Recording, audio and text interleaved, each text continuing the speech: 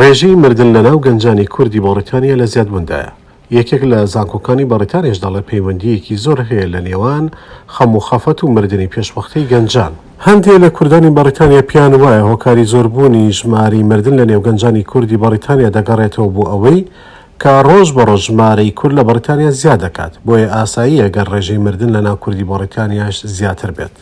بەڵام ڕۆژنامەی دەیلی بەریتانی بڵاوی کردوتەوە یەکێک لە زانکۆکانی بەریتانیا لێکۆڵینەوەی لە مردنی پێشوەختەی گەنجان کردو و گەیشتۆ بەو دەرئەنجامەی کە پەیوەندی ڕاستەوخۆ هەیە لە نێوان نەخۆشی درونیەکان و سترێس و خەم و خەفەت و مردنی پێشوەختەی گەنجان.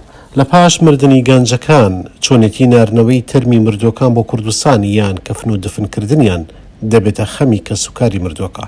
بەڵام کۆمەڵی کوردی لە بەریتانیا ئەم ئەرکەی خستۆتە ئاستۆی خۆی و لەسەر ڕێوڕسمی ئاینی پیرۆزی ئیسلام ئەرکەکان ئەنجامەدات.